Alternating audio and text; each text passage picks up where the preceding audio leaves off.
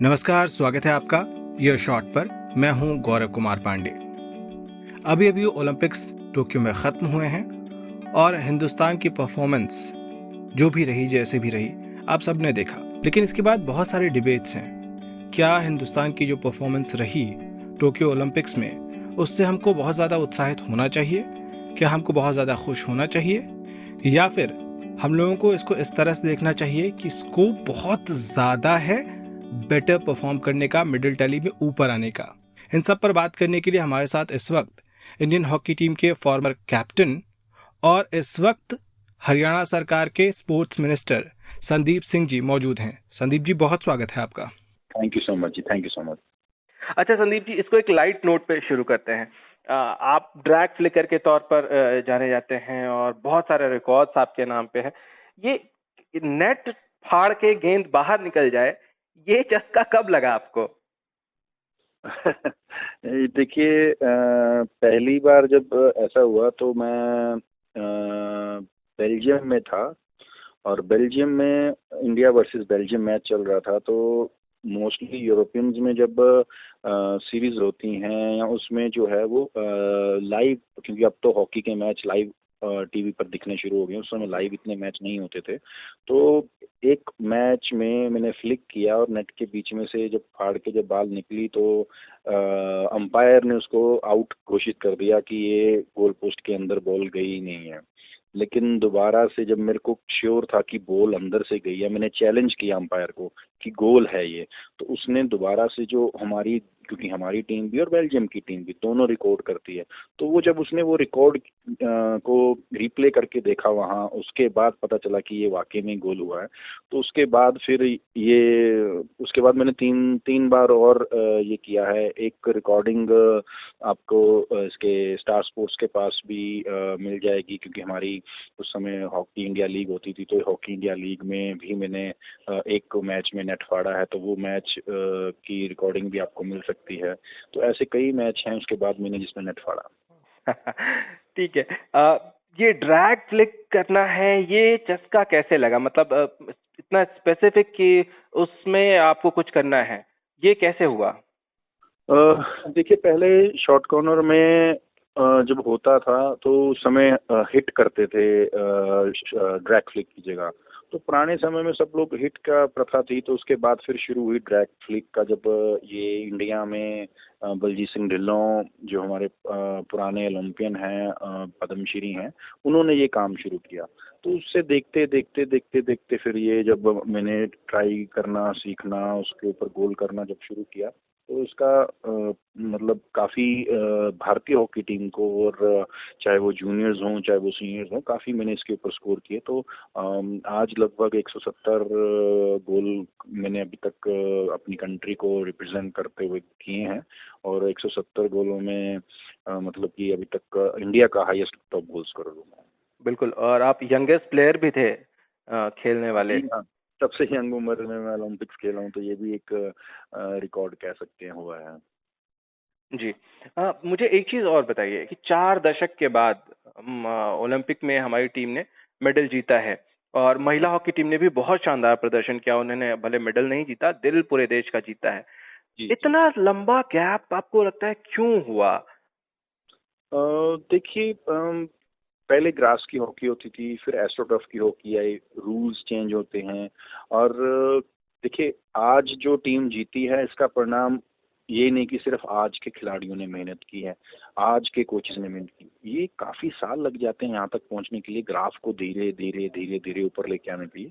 लेकिन जब तक ग्राफ ऊपर आता है तो काफी चीजों में बदलाव होता है, काफी चीजों में चेंजिंग होता है, काफी चीजों में मास्टरी होती है, काफी चीज आप एक्सपर्ट्स बनते हो। तो वो धीरे धीरे धीरे होते होते, तो ये मैं ये कह सकता हूँ कि पिछले 10-12 सालों से जो मेहनत कॉन्टिन्यूसली इंडियन हॉकी टीम कर रही है, वो मेहनत का आज रिजल्ट ये है। जी। आप शाहाबाद से हैं। शाहाबाद ने बहुत जबरदस्त प्लेयर्स हमेशा हॉकी के प्रोड्यूस किए हैं। शाहाबाद में ऐसा क्या है उस जमीन में, उस मिट्टी में, कि हॉकी के इतने गजब के प्लेयर्स, चाहे वो मेल हो या फीमेल, सब वहां से आते हैं? देखिए ये तो आप की सोच है कि यहाँ से अच्छा है, लेकिन यहाँ पर मुझे ये लगता है कि जब भी कोई बच्चा स्पोर्ट्स की तरफ देखता है तो उसका यही सबसे पहला मन होता है कि मैं हॉकी पकड़ूं और हॉकी के मैदान में उतरूं। तो ये एक यहाँ पर हम कह सकते हैं कि देन है शाहबाद की धरती को कि यहाँ से काफ़ी इंटरनेशनल खिलाड़ी निकले हैं और वो उन खिलाड़ियों ने प्रदेश में नहीं, देश में नहीं, पूरी दुनिया में नाम रोशन किया। बिल्कुल, उसमें से सबसे ऊपर अगर नाम लिखें तो आपका नाम ज़रूर लिखा जाएगा। लेकिन आपने शुरुआत हॉकी खेलने के मकसद से नहीं की थी, आपका मकसद कुछ और था, जैसा आपने फिल्म में देखा है। वो आपकी गर्लफ्रेंड और वो प्यार। वो चीज़ें तो बचपन में कभी कभी कुछ, जैसे बचपन में कोई इंसिडेंट होते हैं जो आपको प्रेरित करते हैं, लेकिन मेरी कहानी प्रेरित जो है वो इस तरीके से प्रेरित होने के लिए थी कि मैं जब खेलना शुरू किया तो मुझे होता था कि मुझे अच्छा कपड़ा, अच्छा जूता, अच्छे सामान मिले, जो मैं, क्योंकि मेरे भाई साहब को मिलता था तो मुझे होता मुझे भी मिले। तो वो जब वो चीज़ें, देखिए हम बच्चे क्लास में पढ़ने जाते हैं तो उनको हम कहते हैं बेटा अगर क्लास में फर्स्ट आओगे तुम्हें साइकिल लेके देंगे। जब कॉलेज में जाते हैं बेटा कॉलेज में फर्स्ट आओगे अपनी कक्षा में तो हम आपको बाइक लेके देंगे, स्कूटी लेके देंगे। बच्चियों को, लड़कियों को बोलते हैं कि तुम्हें मोबाइल फ़ोन लेके देंगे। मतलब अलग अलग उनको हम बोल दे रहे हैं। ऐसे ही मैंने भी कहा कि अगर मेरे को हॉकी, मतलब मैं तो तब हॉकी खेलूंगा जब मुझे मेरे नए कपड़े मिले। तो ये मेरी भी वो उस समय एक, लगा लो उस समय पता नहीं होता था कि इसको गोल कहते हैं या ये एक मतलब मैं खेलूंगा तो मुझे ये सामान मिलेगा, तो एक टारगेट दिया जा रहा है। तो इस तरीके से फिर ये चीज़ें जब मिलती हैं तो डेफिनेटली खिलाड़ी भी और कोई भी बच्चा है जो यंगस्टर्स है वो बनता है। बिल्कुल। अच्छा, वो इंसिडेंस क्या था? वो सब लोग आपके जितने फैंस हैं, क्योंकि आप नेशनली इंडिया को रिप्रेजेंट कर चुके हैं, शानदार प्लेयर रहे हैं अपने ज़माने में। जब सलमान अकबर गोलकीपर पाकिस्तान का जो है, वो आधे मैच के बाद जाके वो बैठ गए और उनके कोच ने आपको एक बहुत इंटरेस्टिंग बात कही थी कि ऐसा ड्रैग फ्लिक क्यों मारने लग गए हो कि हमारे गोलकीपर को लूज मोशंस लग गए। वो क्या इंसिडेंट था? ये मुझे लगता है 2009 की बात है और उस समय हमारा मलेशिया में टूर्नामेंट चल रहा था। तो वहाँ पर हाफ टाइम तक हम 1-0 से आगे थे। तो पाकिस्तान के कोच जब आए तो उन्होंने कहा कि संदीप ऐसा क्या खाते हो कि तुम्हारे जो ड्रैग फ्लिक है उसका सामना करने के लिए गोलकीपर लूज मोशन का बहाना लगाते हैं और पूरा मैच नहीं खेल पाते। तो ये जब ये चीज़ें थी तो वो चीज़ें मुझे सुनने को मिली तो काफ़ी अच्छा लगता था कि उस समय मतलब एक टॉप क्लास गोलकीपर, वर्ल्ड का टॉप क्लास गोलकीपर आपको इतनी रिस्पेक्ट और इज्जत दे रहा है कि जिससे कि वो सामने नहीं आ रहा। तो ऐसी चीज़ें देखने को मिलती हैं। लेकिन देखिए चाहे इंडिया हो चाहे कोई और कंट्री भी हो, जब प्लेयर खेलता है और उसका डर दूसरी कंट्री के खिलाड़ी को पैदा होना शुरू हो जाता है तो वो पूरे देश को फायदा होता है। तो मुझे लगता है कि जो वो परफॉर्मेंस थी उस समय जब हम ग्रोथ कर रहे थे, इंडियन हॉकी टीम को वापस लाने की तरफ लेके जा रहे थे, तो वो पूरी देश भर को उसका फायदा हुआ है। बिल्कुल। अच्छा, जब आपको गोली लगी उससे पहले भी आप फेमस हो चुके थे और उससे पहले भी आप इंडियन टीम में पहुंच चुके थे। क्या था कि गोली लगने के बाद जब आप ऑलमोस्ट पूरी तरह से उठ के खड़े भी नहीं होने की स्थिति में थे, डॉक्टर्स ने भी बहुत निराशाजनक उस समय बहुत नेगेटिव बातें कही थी। क्या था जो आपको ड्राइव कर रहा था कि आपको फिर से खड़े नहीं होना है, सिर्फ आपको फिर से इंडियन टीम में वापसी करनी है? जो क्रिटिसाइज करते हैं जब आप एक मुकाम पर जा रहे होते हैं, आपको क्रिटिसाइज लोग करते हैं। आज भी लोग बोलते होंगे या क्रिटिसाइज करते होंगे, उस समय भी क्रिटिसाइज करते थे। वो जो क्रिटिसाइज करने वाले लोग होते हैं ना, शायद मेरे लिए वही ट्रिगर पॉइंट होता है कि इनको कैसे हमने करके दिखाना है कि हम लोग मैं या मेरी जो टीम होती है या मेरे जो परिवार है या मेरी जो फील्ड है उसमें मुझे दोबारा वापस आना है। या जब आज की डेट की अगर बात करें तो वो मुझे लोग जो पॉइंट आउट करते हैं, ट्रिगर करते हैं कि ये सही नहीं कर सकते या ये ऐसा कर ही नहीं सकते, तो वो एक मुझे चैलेंज की तरह मिल जाता है। जब मुझे कोई चैलेंज मिलता है तो मैं उसमें 100% तो क्या 200% तो क्या मोर देन 1000 टाइम अपने आप को बीच में इन्वॉल्व करके उसको मैं पुश करता हूँ और उससे बाहर निकलकर उससे कहीं बेहतर परफॉर्म करने की कोशिश करता हूँ। वो दौर जब याद करते हैं तो क्या महसूस होता है कि आप उठने के लायक भी नहीं थे और आपने फिर इंटरनेशनल हॉकी खेला और फिर रिकॉर्ड्स बनाया? वो समय देखिए ऐसा था कि जब टाइम आया तो वो टाइम बेसिकली अलग सा था, क्योंकि उस समय आप खा नहीं सकते, पी नहीं सकते, आप बेड से उठ नहीं सकते, आप बेड से एक तरफ से दूसरी तरफ साइड नहीं ले सकते, आप मतलब टॉयलेट, बाथरूम और आपको सब कुछ बेड के ऊपर करना है। मतलब कोई आपको हो पहले कुछ समय तक तो, काफी समय तक तो मुझे होश तक नहीं थी।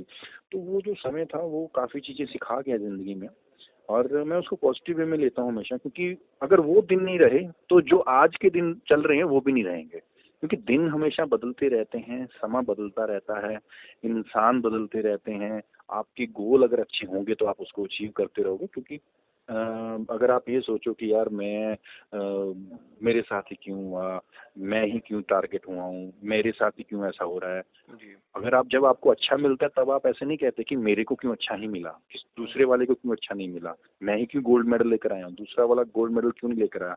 हम उसके बारे में ज्यादा सोचते हैं कि मेरे को क्यों टारगेट करके नीचे गिराया गया, मेरे को ही क्यों ऐसा हुआ। हम नेगेटिव के लिए अपना मेरा क्यों, मेरे साथ क्यों, जब पॉजिटिव होता तो तब नहीं सोचते हम क्यों, मैं क्यों।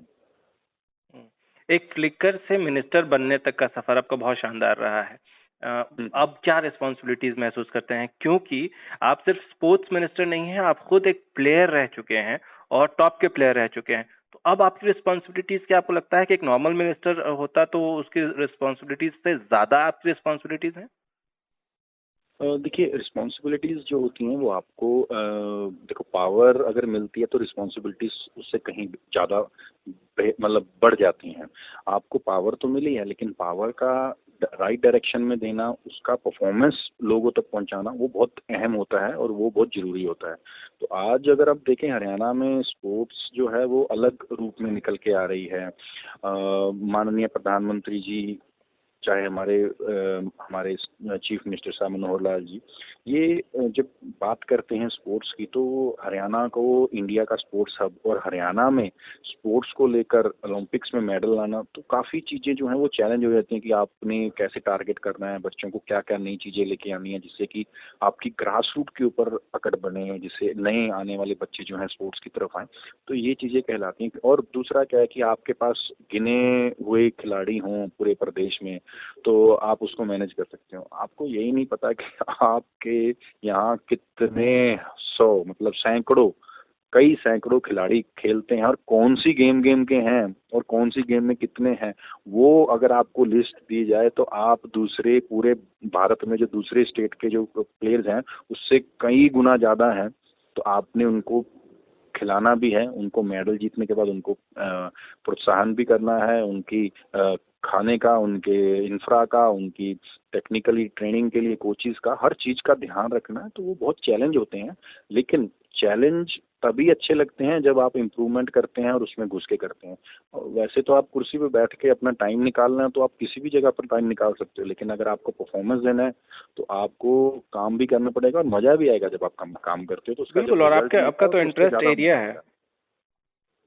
अच्छा, एक चीज कि हरियाणा का जो अभी का सिस्टम है, सिर्फ अभी नहीं, हमेशा से ही हरियाणा में खेल पॉलिसी जो है वो पूरे देश से अलग रही, अच्छी मानी जाती रही। अभी भी आप लोग की जो स्पोर्ट्स पॉलिसी है उसको देश भर में वन ऑफ द बेस्ट माना जाता है।